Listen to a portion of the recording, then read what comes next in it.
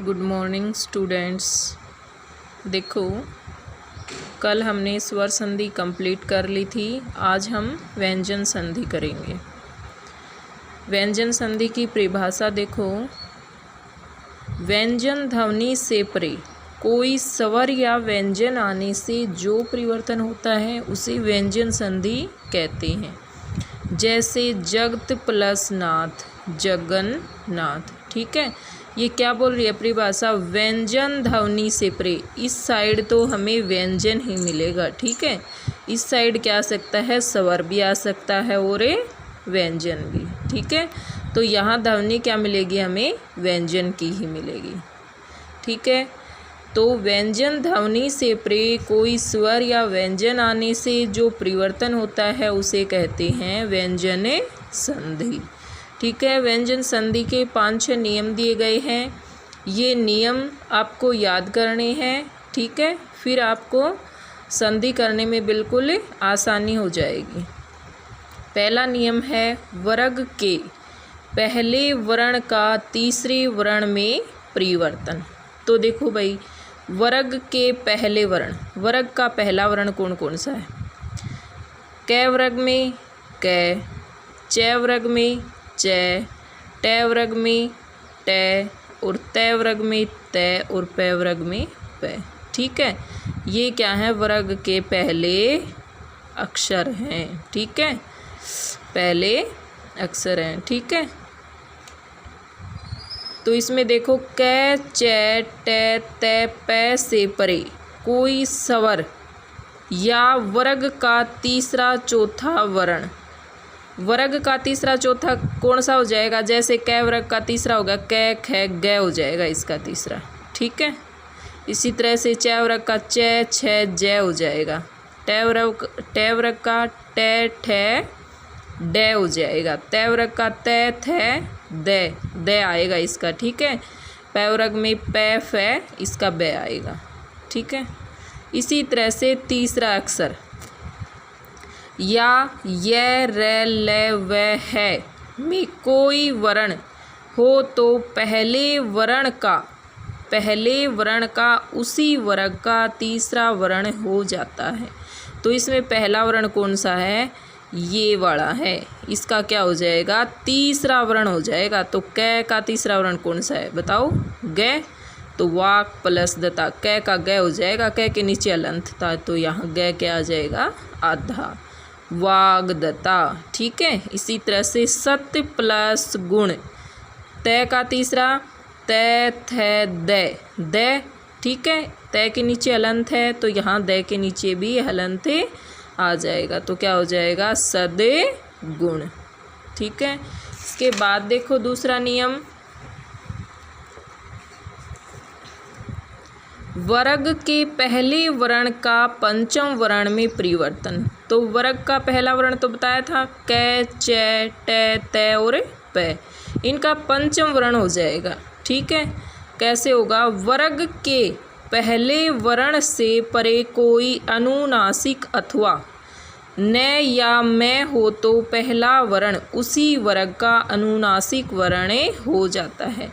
पहला वर्ण ये वाला है। ठीक है, तो ये क्या हो जाएगा? उसी वर्ग का अनुनासिक वर्ण हो जाता है। 5वें वर्ण में चला जाएगा और अनुनासिक हो जाएगा। ठीक है, वर्ग क्या होगा इसमें? देखो, वर्ग के पहले वर्ण से परे कोई, इससे परे कोई अनुनासिक ध्वनि हो या तो या मैं या न हो तो पहला जो वर्ण है वो उसी वर्ग का अनुनासिक वर्ण हो जाता है। तो इसमें देखो, इसके आगे क्या है? वाक प्लस मैं, ये तो हो गया पहला वर्ण। इसके आगे आ गया मैं। ठीक है, तो इसका ये क्या हो जाएगा? अड़य। ठीक है, इसी तरह से सट प्लस मास, तो ट वर्ग में 5वां वर्ण कौन सा है? अणय है। ठीक है, तो ये क्या हो जाएगा? सण मास। इसी तरह से भाई ये नियम आपको याद रखने हैं। ठीक है, इनकी फ़ोटो भेज दी जाएगी। अगर आपको इस तरह से वीडियो में समझ न आया, अगर कुछ दिखाई न दे तो आपको लिखने हैं ये कॉपी के अंदर और याद करने हैं। इसी प्रकार से आगे देखो, तय संबंधी नियम दे रखे हैं। तय के बाद यदि लय हो तो तय लय में बदल जाता है। ठीक है, जैसे उत प्लस लेख, तय लय में बदल जाएगा, यहाँ उल्लेख हो जाएगा। तय के बाद यदि ट ड हो तो तय ट ड में बदल जाता है। तय किस में बदल जाता है? ट या ड में, जैसे तत् प्लस टीका, तत् टीका। ठीक है, इसी तरह से ये सारे नियम आपको याद करने हैं। उसके बाद देखो चौथा जो नियम है, क्षय संबंधी नियम। जब किसी शब्द के अंत में स्वर हो और आगे के शब्द का पहला वर्ण क्षय हो तो क्षय का क्षय हो जाता है। जब किसी शब्द के अंत में, देखो ये रहा शब्द, इसके अंत में स्वर हो, इसमें स्वर क्या हो गया? ऊ, और आगे के शब्द का पहला वर्ण, आगे का शब्द हो गया ये, इसका पहला वर्ण हो गया क्षय हो तो क्षय किस में बदल जाएगा? ये वाला जो शब्द है ये क्षय में बदल जाएगा। ठीक है, जैसे अनु प्लस छेद, अनुच्छेद।